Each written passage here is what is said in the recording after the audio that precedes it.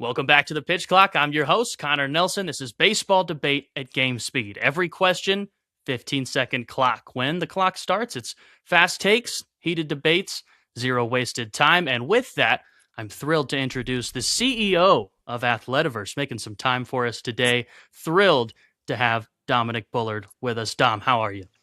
I'm fantastic, man. Great to be here, Connor. First and foremost, baseball junkie, played way too long. This just makes me too excited. So happy to be here. Yep, former college ball player. And just for the audience, do you want to give a quick little who do you root for and why? Yeah, man. I'm I'm really split these days. I grew up a Vegas guy, Bishop Gorman. For those of you that don't know, our boy A. Wells, Mr. Austin Wells, is the catcher for the Yankees now. So we're pulling heavy for A Dub, especially with the birth of his baby girl. So that's close to home. Always want to see him be successful. But again, Vegas guy, we got Paul Sewald, Joey Gallo, who's not in the league anymore, but we got Harper, um, Wagner. There are a couple good dudes out there. So I kind of just be a little bit team agnostic. I reside in San Diego, so the Padres are always close to home. Um, but those are the main dudes. Well, sweet. Hey, and put a little asterisk next to Joey Gallo's name. You never know. He could be making a comeback. He's pitching nowadays, if you haven't heard. So So look out so for I've that. heard and seen, man. So I've heard and seen. I got many things to say about that, but we'll see. And then last question before we get into our topics today and get this clock hot. Since you're a Vegas guy originally, I know you're in San Diego now, so there's a little bit of obvious Padres love right there. Is there going to be any Las Vegas A's merch, gear, anything? Are we going to be picking any of that up, or is that going to have to grow on you? Man, I can guarantee you that there will be absolutely no merchandise purchased from that organization by me personally, or anyone in our community for that matter. Um, and I understand that that's a very hot take. There could be a time and place where, it makes sense to back the team, but for right now, nah, man. I don't know. It's hard to see the A's out of Oakland. That's all I'm gonna say. But I wish them the best of luck in Vegas. I'm a big Golden Knights fan. I'll be rooting for them. I'll get some swag at some point, okay? But it's gonna take me a minute. It's gonna take me a minute. Just wait. Especially for It'll those be taxpayer dollars we putting up to get the team here, man. I don't people forget that. Yeah, it'll be a Christmas present one year. It'll be a surprise. Like, oh, Probably for my mom, man. now I'm a Vegas A's fan. Here we go.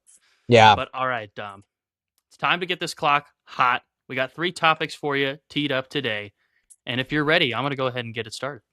roll it. Let's go. All right, Dom, who do you think is the most overrated player in baseball? Connor, Rafael Devers, 100,000%. I have been greatly frustrated by Rafael over the past couple years. My sister was in the Bay Area for her residency. I got a front row seat to it last summer. I think the team hit like their worst like streak ever while he got traded. I'm not a believer at this point in time.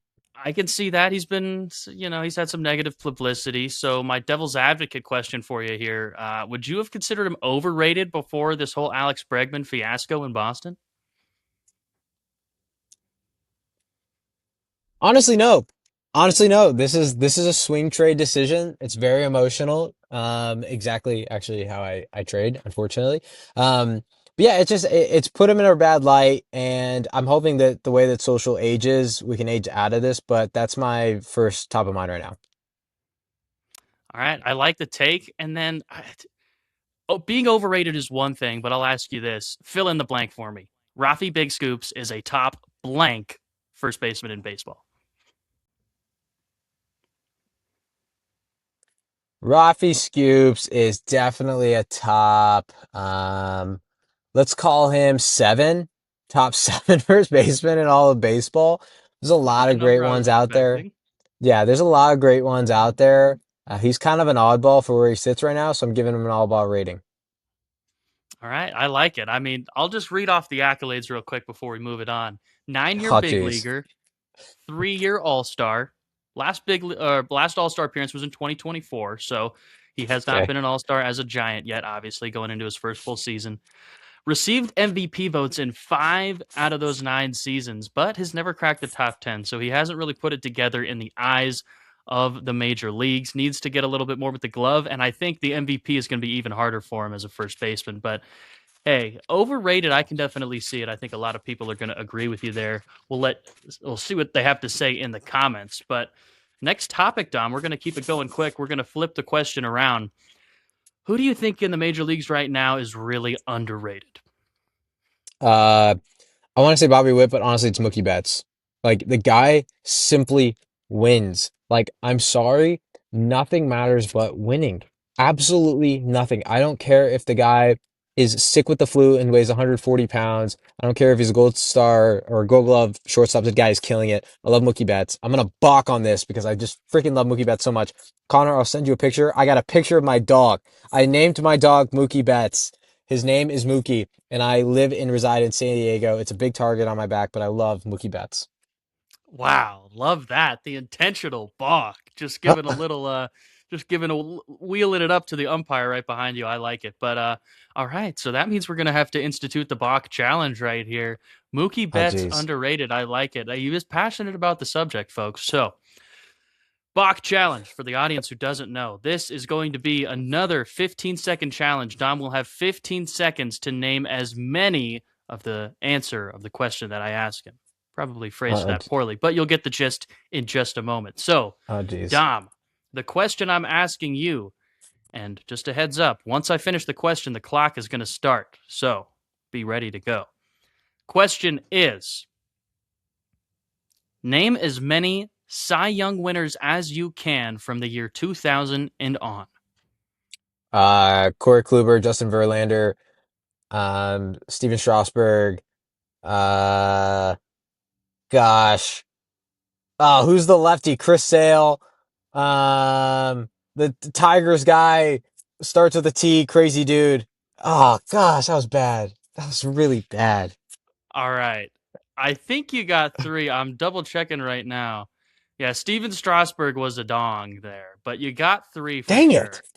We'll have to roll Really? the tape. We'll have to roll the tape back and check for sure.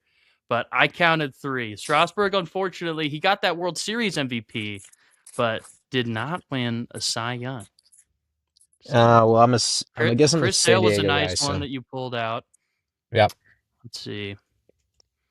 Yeah, and then I'll have to roll the Kershaw, I'm tape an back. You idiot. you Oh, were you there's were so many rattling obvious them ones. off quick. And just for the audience too, if the guy wins multiple Cy Young, still only counts for 1 point. So we've had a couple guys go for this Bach challenge, Dom. I think right now you're just about middle of the pack. So hey, we Okay, have possibly more Bach challenges. You never know. Your first time, I'd say that was a pretty solid start. You got I a appreciate couple it. of quick ones, and then I know the time starts really affecting you after that. So last Yeah, last 15 question seconds for goes you, fast. because I wanted to save it for Mookie Betts. Is he going to be a first ballot Hall of Famer? 100%. 100%. It's not even close. I think you think of he's got like he's the 21st century Jeter, bro. He's the Gen Z Jeter, and I hope this is a viral clip for me saying that because somebody needs to put the Gen Z Jeter title on this man. Guy handles his business on and off the field. He's got a bunch of investments, all from the seed level. So we'll see how those companies do. But he's a fantastic, fantastic guy. I had the pleasure when I went on my visit at Vanderbilt back in the day in high school. Corbs was rattling on and on about this kid from Nashville that they were trying to get. Wearing the pinstripes. They couldn't get him. It was Mookie Betts. He's been that way his whole life. So absolutely. Baller, 12-year big leaguer, going on 33 years old. He's got an MVP under the belt, 4-time World Series champ, 8-time All-Star. I mean, I could keep going, but we don't got the time because Dom, I'm curious, who do you think is on the hot seat in 2026? Who's going to be the first manager fired?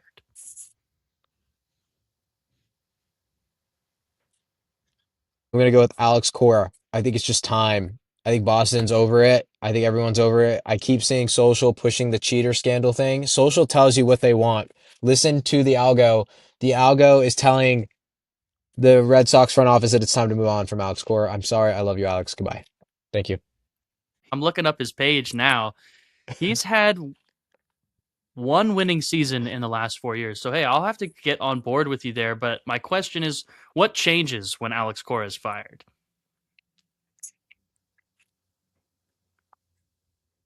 I mean, the simple answer that changes is that there's no more signs being relayed to batters from second base. Right. Hey, Boston in a tightly contested AL East division where every single team is getting better. Cora just went on the record saying that he thinks this team is more complete than it was last year. So honestly, that's great timing for that, Dom, because Cora is putting a lot of big talk into his team right now. They've made some adjustments. They had to say goodbye to Alex Bregman, but they just made the blockbuster trade for Caleb Durbin to fill that spot.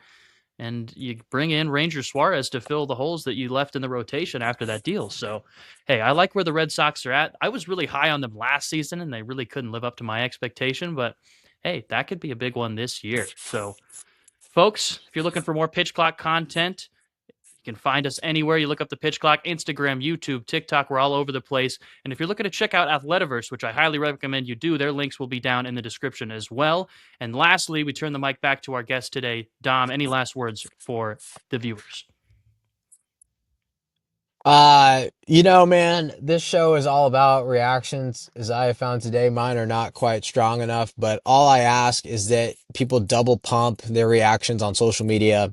All these guys are human and they all have real lives outside of running around and playing a children's game.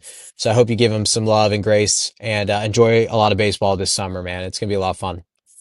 I love that sentiment. Can't wait for the real MLB season to get underway. Spring training's already started. We're in the thick of it. Dom, can't wait to have you on again. Viewers, get used to that handsome face because Dom will be back for sure. But for now, I'm Connor Nelson signing off for the Pitch Clock.